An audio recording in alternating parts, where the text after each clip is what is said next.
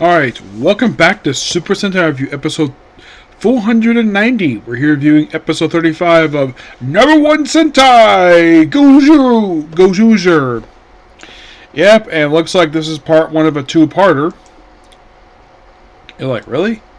Yes, really. Known as Transform! You too can become a...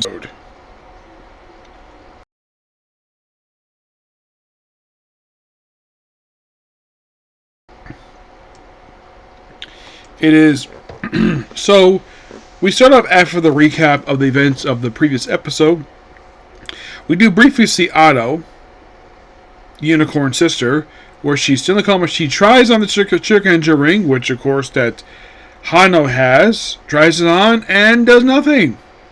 And now her wish, now she's already found her sister, now she wants to wake up. Okay. And move on from that, basically, as we go straight to Kiji, where he's with his grandson. By the way, Kiji is an old man who has been aged down to be a young man, and runs into somebody who does know his real name. Of course, Fujo does not know the fact that it's actually his grandfather he's talking to. He does not. He mentions like Juju, like what? Yeah, and turns out this guy wearing a what appears to be like a karate, almost like a professional karate gi, not the white one, like a black one with the red belt. It turns out this actually is an old rival of his who he first met back in the 1940s. He knew it was him because of the way he flipped open one of these little cans, which has these particular type of like jelly beans inside of them. And it turns out he's a ring warrior.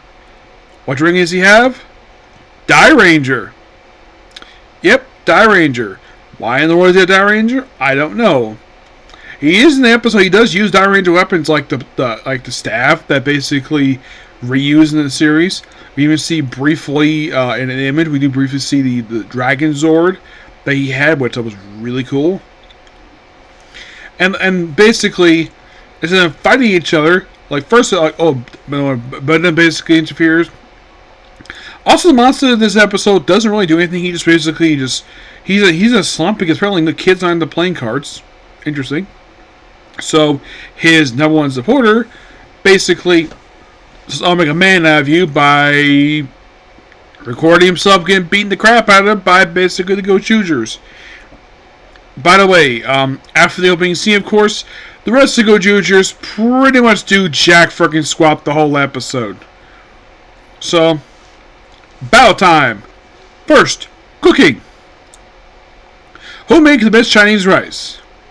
And after tasting it, turns out basically the best one wins this battle is Kiji. Then they try a art of battle, try to make card things. First, Kiji does the trying to basically the famous art in Paris, while his rival makes Tokyo Tower. And then round 3, baseball, but not a full baseball game. Nope. You have to hit off basically someone's pitch for a home run. Kiji does first, and is caught pretty easily thanks to, of course, basically his rivals catching when he uses his ability. Then, of course, one time, through like 27 times, one time basically is able to call it off because one of the Badan robots shows up, and of course Tengu's sword, the big Zord basically that debuted a few episodes ago, like, doesn't really defeat it, basically, it just self-destructs, like, what? And battle does not end per se, it ends in a draw. And then it's leads the next episode. Quite interesting episode this one is. It's not terrible, it's like, okay, we kind of loosely continue the plot thread a little bit with Otto. Now we set up the plot thread of, waking her up. Now, at this point, anyways, there's roughly either 15 or 14 episodes left to go for the entire Gozyuger. So, this will probably be wrapped up, I'd say, by January at this point. Yes. I'd say about the start of February of next year is probably when we're going to wrap the season up. Yep. So yeah, that's Spooky Episode Review. Please be sure to like, comment, subscribe to notifications. Next up, we're going to watch One Piece next. And then finally cap it off with Spy X Family. Okay? Thanks, Bye.